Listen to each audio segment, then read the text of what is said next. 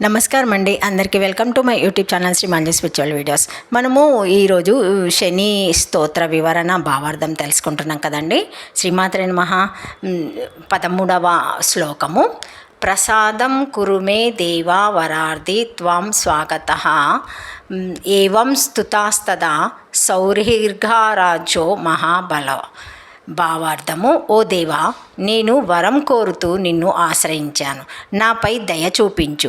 ఈ విధంగా దశరథునిచే స్తుతింపబడిన సూర్యపుత్రుడు గ్రహరాజు మహాబలిశాలి అయిన శని ప్రసన్నుడయ్యాడు.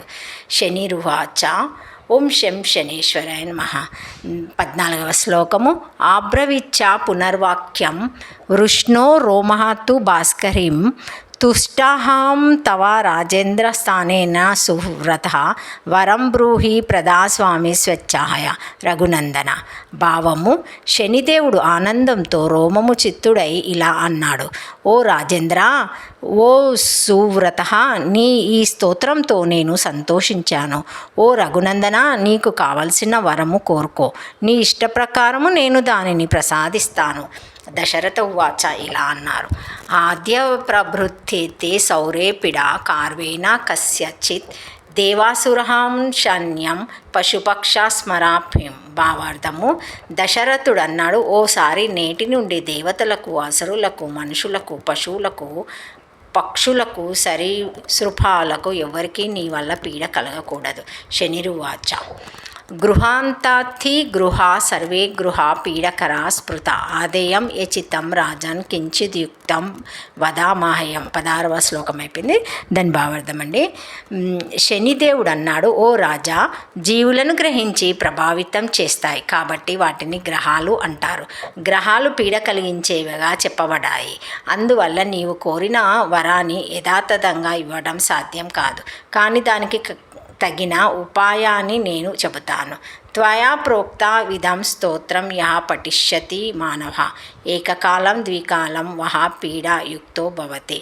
17వ శ్లోకం. భావము: నీవు పలికిన ఈ స్తోత్రాన్ని ఎవడు భక్తితో రోజుకు ఓసారి లేదా 2 సార్లు పఠిస్తాడో అతడు నా పీడ నుండి త్వరగా విముక్తి పొందుతాడు. 18వ శ్లోకం. యా పునః శ్రద్ధాయో యుక్త శుచిశ్రభత్వా సమాహిత శమీపతహాయ సంహార్భాయ ప్రతిమం లోహజం మమ. భావము: ఎవడు శ్రద్ధతో పవిత్రంగా ఏకాగ్రత చిత్తంతో ఇనుముతో చేసిన నా ప్రతిమను శమీపత్రాలతో పూజిస్తాడో శ్రీ ఓం శం శనేశ్వరాయ నమః. 19వ శ్లోకం. మశోదన త్రిలీశం తద్యాలో ఓమంచ దక్షిణం కృష్ణం గాం వృషభం వాపి యా వో ద్వాద్వ జాతాయే. భావము: మినుములు, అన్నము, నువ్వులతో చేసిన నైవేద్యాన్ని సమర్పించి ఇనుమును దక్షిణగా ఇచ్చి నల్ల ఆవును కానీ వృషభాన్ని కానీ బ్రాహ్మణునికి దానం చేస్తాడో. 20వ శ్లోకం. మధ్యనే తు విశేషణ స్తోత్రేనైనా పూజయత్ పూజయితేవా జపాత్ స్తోత్రం భూత్వా చేవ కృతాంజలి. 20వ శ్లోకం అయిపోయిందండి. భావార్థము: ముఖ్యంగా నా దినమైన శనివారమున ఈ స్తోత్రంతో నన్ను పూజించి చేతులు జోడించి భక్తితో ఈ స్తోత్రాన్ని జపిస్తారో వాళ్ళు చాలా బాగా ఉంటారు. తస్య పీడానాం చ శమం కరిష్యామి కదాచన గోచారే జన్మలగ్నే వా దశ సంతానశాస్సు చ. 21వ శ్లోకం అయిపోయిందండి. భావము: అటువంటి భక్తునికి నేను ఎప్పుడూ పీడ కలిగించను. గోచారంలో కానీ జన్మలగ్న సంబంధముగా కానీ దశ అంతర్దశలలో కానీ అతనిని రక్షిస్తాను. రక్షామి సతతం తస్య పీడాం చాపి గ్రహస్య చ అనేనాహవయ విధానాన పీడాముక్తం జగద్భావిత్తు. భావము: ఆ భక్తుని నేను ఎల్లప్పుడూ రక్షిస్తాను, ఇతర గ్రహ పీడల నుండి కూడా కాపాడుతాను. ఈ విధానాన్ని ఆచరిస్తే లోకం గ్రహ పీడల నుండి విముక్తి పొందుతుంది. 23వ శ్లోకం. ఏవం యుక్త మాయా దత్తో వరస్తే రఘునందన వరాత్రయం తు సంప్రాస్య రాజా దశరథస్తాద.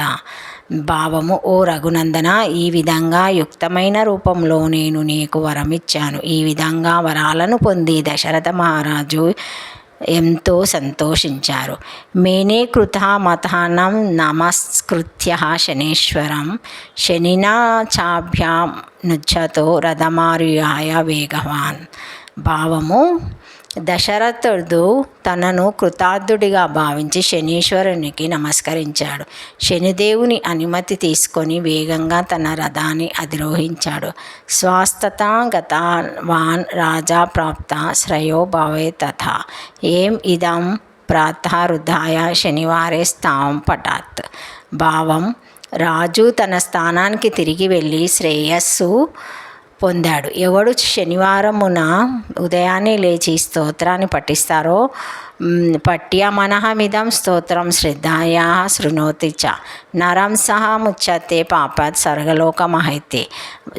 భావము: లేదా ఈ స్తోత్రం పఠింపబడుతుండగా ఎవడు భక్తి శ్రద్ధలతో వింటాడో ఆ మనిషి పాపాల నుండి విముక్తి పొంది స్వర్గలోకంలో గౌరవింపబడతాడు. సంక్షిప్త భావసారం: ఈ స్తోత్రంలో మొదట దశరథుడు శనిదేవుని మహాశక్తిని, ఉగ్రరూపాన్ని, కర్మఫలదాత స్వభావాన్ని స్తుతిస్తాడు. శనిదేవుడు ప్రసన్నుడై వరము కోరమంటాడు. దశరథుడు ఎవరికి పీడ కలిగించవద్దు అని అడుగుతాడు. అప్పుడు శని గ్రహాల స్వభావమే జీవులను ప్రభావితం చేయడం కాబట్టి ఆ వరము పూర్తిగా ఇవ్వలేను, కానీ ఈ స్తోత్రాన్ని భక్తితో పఠించే వారిని నా పీడ నుండి రక్షిస్తాను అని వరమిస్తాడు. అందువల్ల ఈ స్తోత్రం శని పీడ నివారణ స్తోత్రంగా ప్రసిద్ధి పొందింది. శ్రీమాత్రే నమః. ఓం శం శనేశ్వరాయ నమః. Thank you for watching my video. Please like, share, comment, subscribe to my channel. మరిన్ని వీడియోస్తో మళ్ళీ కలుస్తానండి. ఈ వీడియో కనుక మొదటిసారి ఎవరైనా చూసి ఉంటే తప్పకుండా ఒక లైక్ ఇవ్వండి, హైప్ ఇవ్వండి, షేర్ చేయండి, నచ్చితే సబ్స్క్రైబ్ చేసుకోండి, కామెంట్ పెట్టండి. ప్లీజ్ అన్నీ చేయండి. Thank you. శ్రీమాత్రే నమః. ఓం నమః శివాయ.